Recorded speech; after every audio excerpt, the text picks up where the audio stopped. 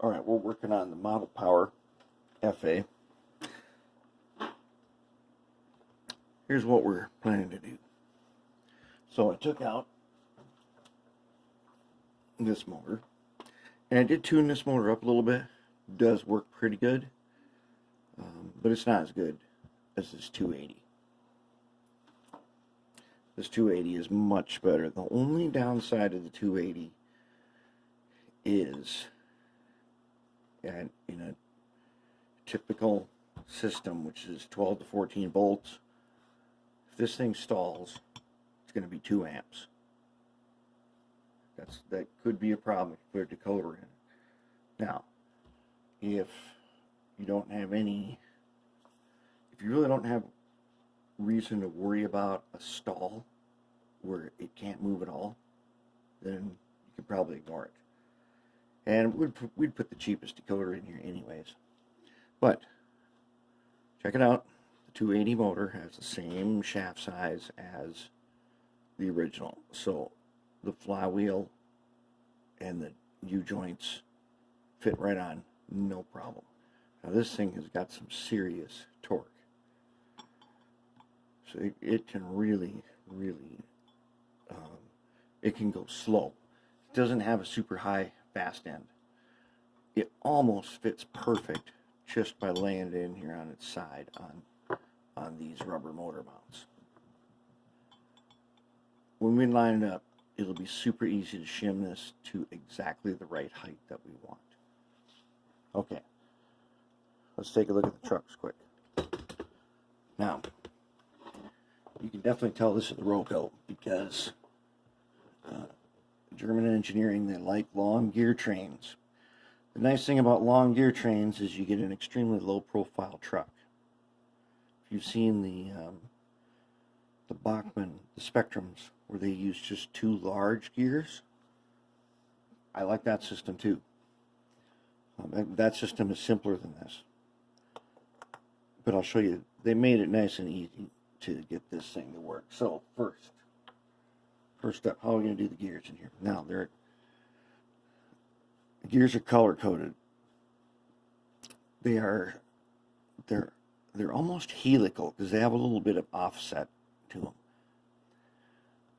So you've got 2 large ones, and see I have them lined up here, 2 large, and it just goes like this. It's red on each end, so it goes red, white, red, white, red, white, red. Done. When you look at it from the bottom, it looks like that. So let's go ahead. Let's take some of our Mag 1 here. And what we want to do is we want to wipe just a little bit of it inside here. Just a little bit. Okay? On the post. We'll just go down the line. When I opened these, you know, they were nice and clean. What they had for lubricant in here was very oily, but there wasn't a lot of it, so that was kind of good. So it had not attracted a lot of dirt and things. So they came out pretty clean. See how easy that is? You don't even have to remember. All you have to do is go red, white, red, white, red.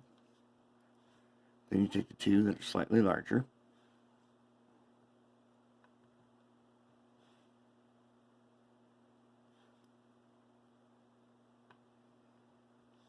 And there you have it.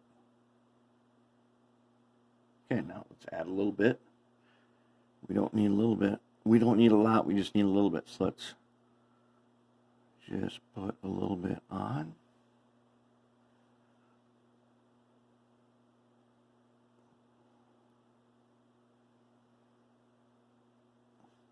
We have the advantage that we have access to modern stuff like this Mag 1 that they didn't have back then.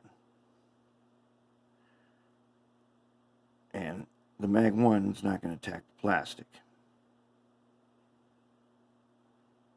Doesn't take much.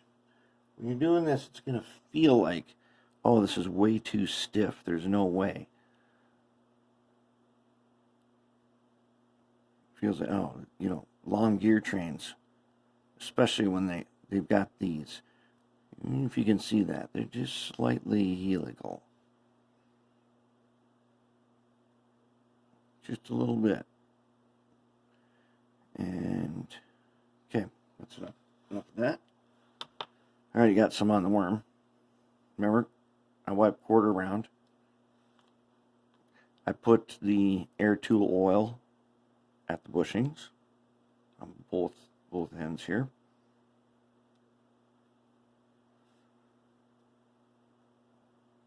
There we go. Very nice. What I like about this too is it's all-wheel pickup. We don't have to fabricate anything or come up with a way to make it all-wheel pickup. However, we'll talk about the wheels in a second here. Okay. Now there's a clip that goes right down there in the middle. Now if I turn this worm, it feels very easy. Very, very easy to turn. Very nice. Very smooth. There we go. We'll put those clips on in a little while. Let's take a look at the wheels. Alright. Here's one wheel set. Painted the end with a little Sterland mud. Polished them. Coated them with Oxguard. Keep the Oxguard away from the plastic insulator. And keep it off of the traction tire. There are two wheel sets that have traction tires. And then there are two that don't. Be careful in polishing. These are plated. You can actually polish off the plating. You don't really want to do that. You get your Oxguard on. Ready to go in. But by now you have seen, you see what I see, right? Pizza cutters. These are some pretty good sized pizza cutters. So they're not going to work on, I'd say on code 83 they're not going to work at all. And we might have some spots on code 100 where it's going to be a little difficult. But we'll find out. Some pizza cutters work fine and others are way too big, like the U25C. That one's a really tough one. We'll have to do something about that later. Get the lathe working again.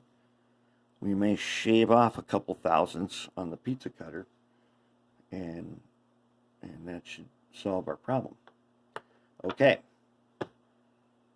Now, so polish these ends too. Just the ends of them, and brush down a little Oxguard.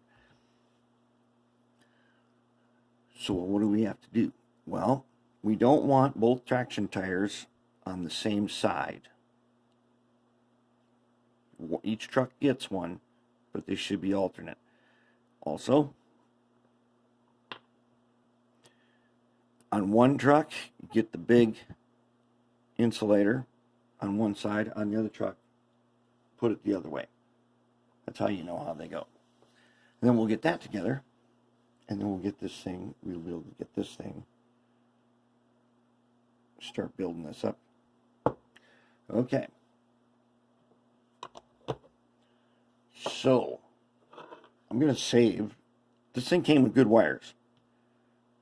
I'm going to save two of the red ones. The black wires, don't know. I will save these if they are long enough. I think they are. But this is decent wire right here. That'll help us save on wire. We can reuse that. And the light fixture, we're not going to reuse that. We're going to go with an LED. Since this has got a nice big headlight, we're going to do a nice big headlight. Alright, so that's where we're at on the model power version.